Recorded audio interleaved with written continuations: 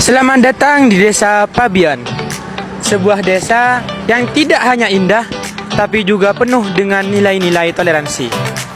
Di sini, tepatnya di Desa Pabian, agama dan budaya hidup bersama dengan harmonis.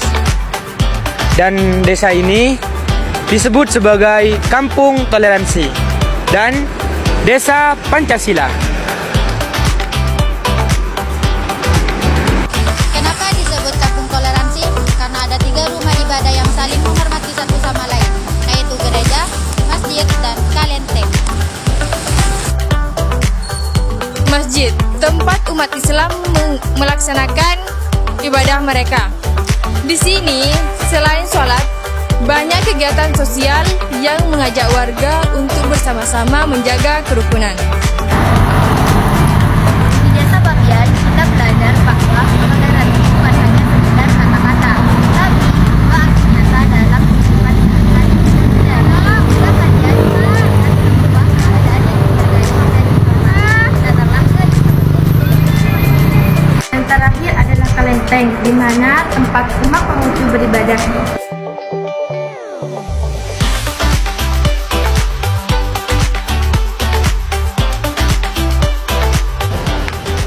Pertanyaan yang pertama itu bagaimana peran pemerintah desa dalam menjaga dan melestarikan nilai-nilai Pancasila dalam desa ini, dalam lingkup masyarakat? Dijawab ya.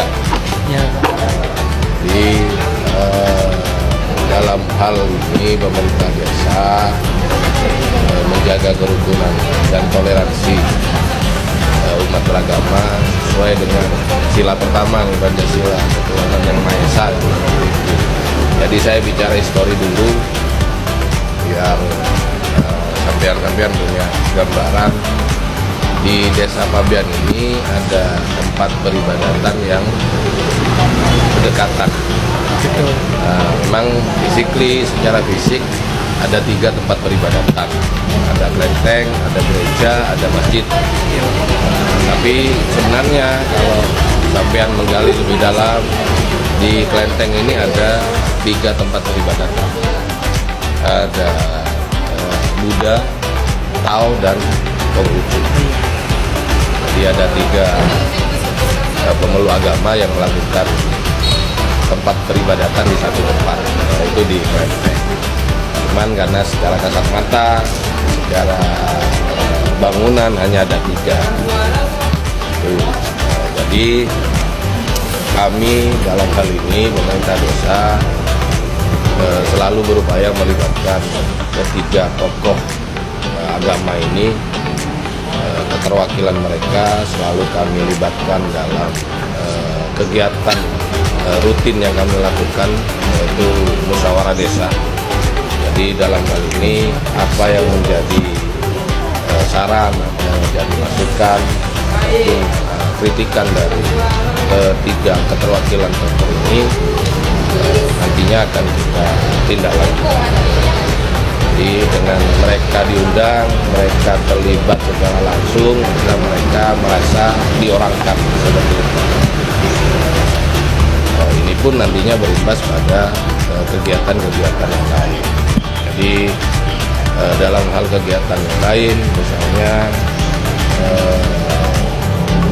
gereja melakukan kegiatan peringatan hari besar mereka, seperti Natal atau apapun. Jadi kami pemerintah desa berkoordinasi, kita melibatkan Linmas dalam hal ini, atau Kempanga Ansip lah, Linmas kalau atau hansip, biar sampean paham. Jadi hansip kita melakukan penjagaan di saat malam Natal sampai hari Natal. Baik juga di kegiatan hari besar di Kalteng juga seperti itu. Jadi ada hubungan simbiosis mutualisme lah yang dilakukan dari ketiga kegiatan di tempat ibadah itu dengan pemerintah desa. Jadi itu salah satunya. Kemudian kan di sini ada secara fisik ada juga tempat beribadah, Pak. Kan kalau di tempat-tempat lain jika sudah ada lebih dari 2 tempat ibadah pasti ada perselisihan. Dan pertanyaan saya, apa peran perangkat desa untuk menangani 3 tempat ibadah tersebut supaya tidak berselisih, Pak? Alhamdulillah saya sejak 2019 dilantik dan aktif sejak 2020. Kami memang mengatensi kepada seluruh perangkat desa khususnya, dan kami melakukan reorganisasi kaitan dengan RT RW untuk RT RW yang terdekat dengan lokasi tersebut. Setiap kali ada pertemuan RT RW, jadi seperti halnya di gereja. Kalau di gereja ini memang ada warga domisili istilahnya. Jadi seperti halnya romo, kemudian kesusteran, mereka biasanya dari luar yang ditugaskan. Cuman mereka sudah tugasnya di Pabian, di gereja Gunung Karmel. Jadi kami mengisyaratkan kepada RT juga untuk mengundang di setiap pertemuan rutin di RT yang sesuai wilayah masing-masing. Jadi dengan seperti itu RT di situ juga bisa ikut mendeteksi siapa saja warga di luar warga Pabian yang berdomisili di gereja. Jadi ikut mengidentifikasi lah salah satunya.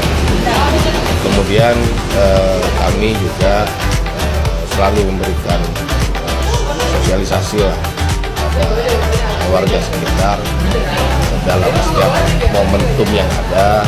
Kita bagaimanapun dalam hal ini kita kan juga tidak lagi dalam posisi mengkotak-kotakan pemeluk agama. Jadi istilahnya agamamu, agama. Dan secara hak asasi manusia kita juga harus bisa menjamin warga kita dalam hal kenyamanan maupun keamanan dalam melakukan peribadatan, melakukan ibadat sesuai dengan agama masing-masing. Jadi selama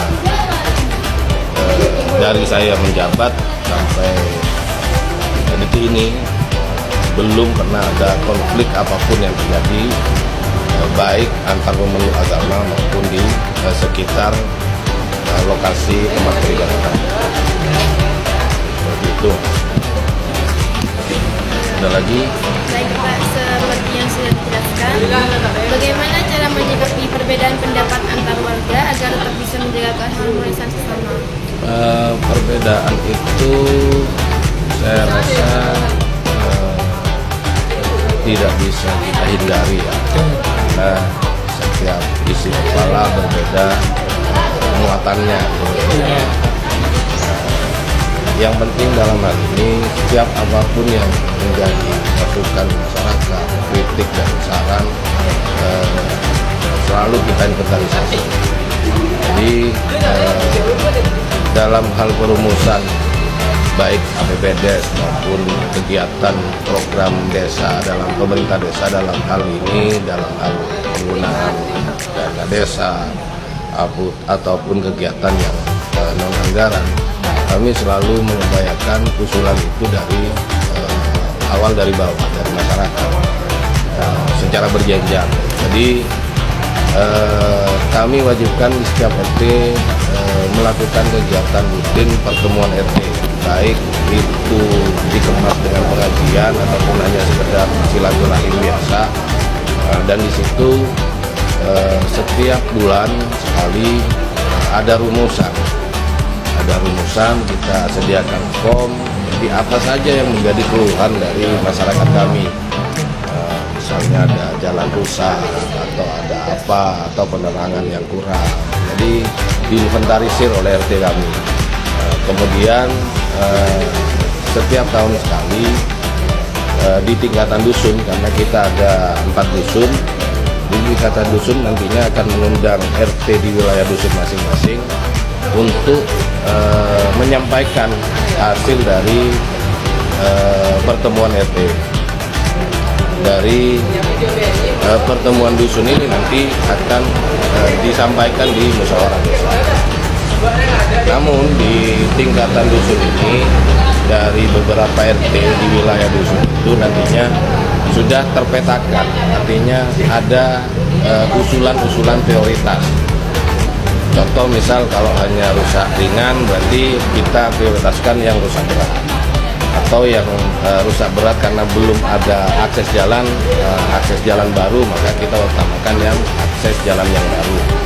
Jadi seperti itu, ada skala prioritas, ada rankingan lah istilahnya, baru nantinya kita musyawarahkan di tingkat desa di acara musyawarah desa yang kita lakukan. Jadi semua kegiatan yang berbasis anggaran maupun non-anggaran, semuanya kami serap dari masyarakat kami. Jadi tidak serta-merta karena saya kepala desa, saya punya kewenangan kebijakan untuk menentukan dan menggunakan anggaran, kemudian saya semena-mena sesuai keinginan dan isi kepala saya kan. Jadi itu yang kita gagas dari awal, dan sampai saat ini pun alhamdulillah berjalan dengan baik.